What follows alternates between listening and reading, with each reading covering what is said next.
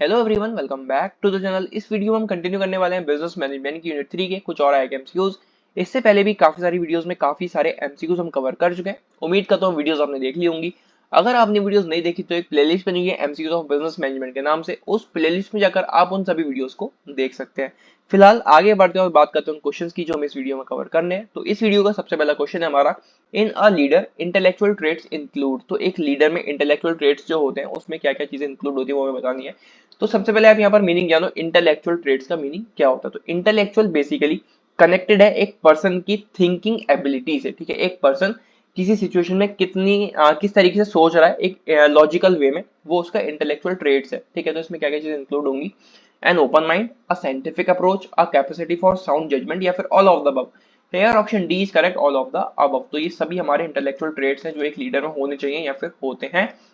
उसका open mind भी होना चाहिए, साइंटिफिक अप्रोच भी बोले, ठीक है, और एक साउंड जजमेंट वो कर सके किसी भी सिचुएशन में अगर वो है तो। राइट, तो इंटेलेक्चुअल बेसिकली वही है कि ये कनेक्टेड होता है एक पर्सन की थिंकिंग एबिलिटी से कि एक सिचुएशन में वो लॉजिकल वे में सोच सके। राइट, आगे है फीडलर मॉडल इज रिलेटेड टू। जो ये फीडलर मॉडल है ये रिलेटेड है किससे, लीडरशिप से, ऑर्गेनाइजेशन से, लिसनिंग से, या फिर none of these. Here option A is correct, leadership. ठीक है, तो फीडलर मॉडल रिलेटेड है लीडरशिप से, जो कि कहता है कि एक लीडर तभी इफेक्टिव होगा जब उसका लीडरशिप स्टाइल एक सिचुएशन में फिट बैठेगा। राइट, तो ये फीडलर मॉडल हमारा कहता है जो कि लीडरशिप से रिलेटेड है। राइट, आगे बढ़ते हैं। The dash role is more important for lower level manager. Right, तो लोअर लेवल जो मैनेजर है उसके लिए क्या चीज ज्यादा इंपॉर्टेंट है, लीडरशिप, ऑन्टरप्रेन्योरियल, स्पोक्स पर्सन, या फिर disseminator. Here option A is correct, leadership. ठीक है, तो लीडरशिप रोल बहुत ज्यादा इंपॉर्टेंट है कि लोअर लेवल मैनेजर के लिए। ठीक है, आगे है hygiene theory is also known a theory as. तो हाइजीन थ्योरी को हम और किस थ्योरी के नाम से जानते हैं, two factor theory, five factor theory, seven factor theory, या none of these. Here option A is correct, two factor theory. ठीक है, तो टू फैक्टर थ्योरी के नाम से हाइजीन थ्योरी को जाना जाता है, जो कि कहता है कि एक वर्क प्लेस पर काफी सारे फैक्टर्स ऐसे हो सकते हैं जो जॉब सेटिस्फेक्शन प्रोवाइड करें, लेकिन साथ में कुछ और सेपरेट सेट ऑफ फैक्टर्स वहां पर होते हैं जो कि डिससेटिस्फेक्शन प्रोवाइड करते हैं। राइट, तो टू फैक्टर्स थ्योरी हमारी कहती है ये, और इसको दूसरा नाम से हम जानते हैं हाइजीन थ्योरी नाम से। ठीक है, आगे है तो ऑप्शन ए यहाँ पर हमारा करेक्ट हो जाएगा। आगे है trait theory of leadership has been propounded by. तो जो ये ट्रेट थ्योरी है लीडरशिप की, इसको किसने फाउंड किया है या फिर किसने प्रोपाउंड किया है, मैकग्रेगर, टेरी, बर्नर्ड, या फिर टीड। अब देखो यहाँ पर जो इसका करेक्ट आंसर है वो यहाँ पर मेंशन नहीं है किसी भी ऑप्शन में, जो कि इसका करेक्ट आंसर है Thomas Carlyle. Right, Thomas Carlyle, THOMASCARLYLE।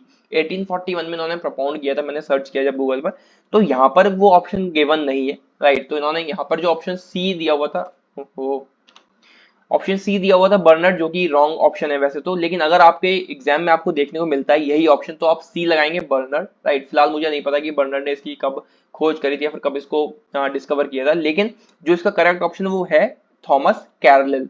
ठीक है, इन्होंने 1841 में इसको प्रपोन्ड किया था। अगर आपको थॉमस कैरल देखने को मिलता है आपके एग्जाम में तो आप वो टिक करेंगे, बिना कुछ सोचे बिना कुछ समझे थॉमस कैरल आपको टिक करना है।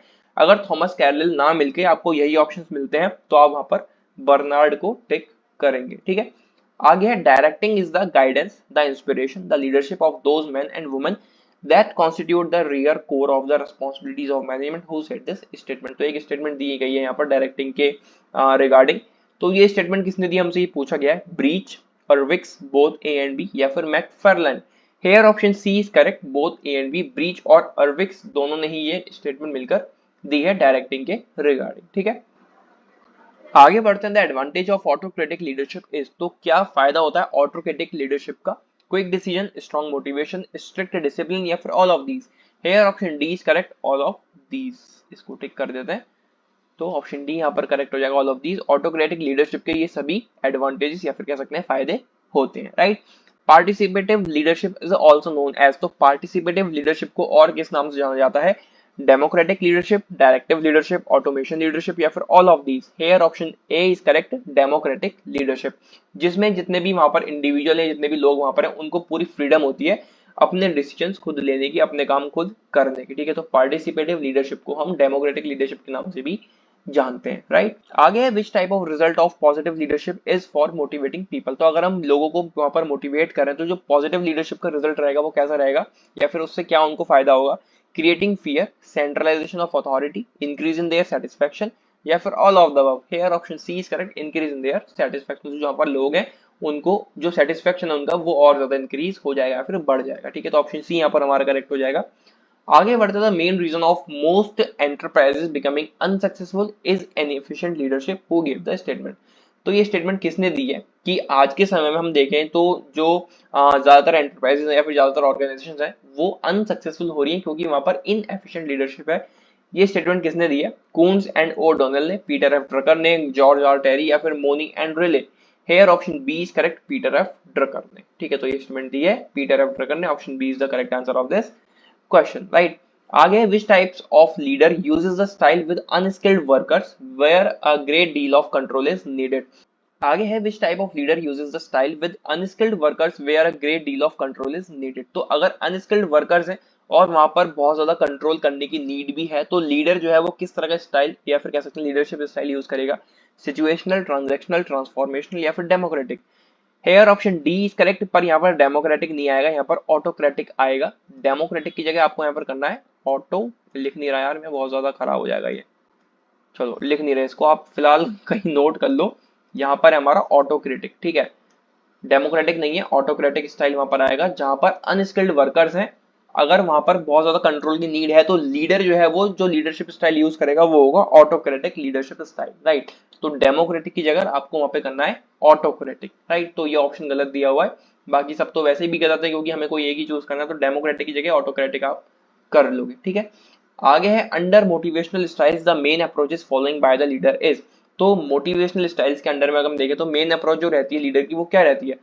Positive approach of leadership, negative approach of leadership, both A and B या फिर none of the above. Here option A is correct, positive approach of leadership. ठीक है, तो मोटिवेशनल स्टाइल के अंदर जो मेन अप्रोच रहती है किसी लीडर की वो रहती है पॉजिटिव अप्रोच लीडरशिप की। ठीक है, तो option A is the correct answer of this question. ठीक है, आगे लेसस फेयर टेक्निक मीन्स। हमने पिछले वीडियो में भी जाना था इसके बारे में, तो इस टेक्निक का क्या मीन होता है? अगर आपने वीडियो देखी तो आपको पता होगा।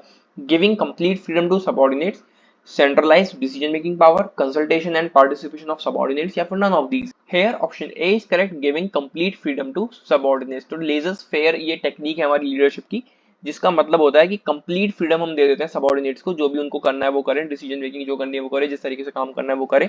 और लेसेस फेयर का जो दूसरा नाम है वो है डेलीगेटिव लीडरशिप। ठीक है, तो उसको डेलीगेटिव लीडरशिप भी कहते हैं।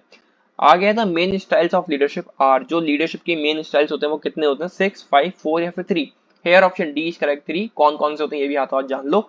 Autocratic number 1, number 2 participative, number 3 laissez faire, जो हमने अभी बिल्कुल जाना था। ठीक है, अब ध्यान से सुनना और समझना, ये जो ऑटोक्रेटिक लीडरशिप स्टाइल है इसको ऑथोरिटेरियन भी बोलते हैं। आपसे दूसरा इस तरीके से क्वेश्चन पूछ सकते हैं कि इस ऑटोक्रेटिक जो स्टाइल है इसको दूसरा नाम से क्या जाना जाता है? ठीक है, फिर किस दूसरे नाम से जाना जाता है तो आप बताओगे वहां पर ऑथोरिटेरियन, राइट। उसके बाद हमारा सेकंड जो मेन लीडरशिप स्टाइल आता है वो है पार्टिसिपेटिव, जिसको दूसरा नाम है democratic leadership, right. Number third ये हमने अभी पढ़ा था लेसस फेयर टेक्निक, ठीक है, जिसका दूसरा नाम है डेलीगेशन। तो ये 3 टाइप है लीडरशिप स्टाइल के, दोबारा बता देता हूँ, ऑटोक्रेटिक, पार्टिसिपेटिव और लेसस फेयर, जिनके दूसरे नाम है ऑथोरिटेरियन, डेमोक्रेटिक और डेलीगेटिव। ठीक है, तो ये थे कुछ और आएगा एमसीक्यूज बिजनेस मैनेजमेंट की यूनिट 3 के। इसी तरह से आएगा एमसीक्यूज हम आने वाली वीडियोस में कवर करेंगे। यूनिट 3 हमारी बिल्कुल खत्म होने ही वाली है, इसमें बस थोड़े से ही क्वेश्चन बचे हैं, वो हम अगली वीडियो में कवर कर लेंगे। साथ में यूनिट 4 भी अगली वीडियो के साथ हम शुरू कर देंगे। तो बस मिलते हैं अगली वीडियो में। Till then take care and bye bye and all the very best for your exams.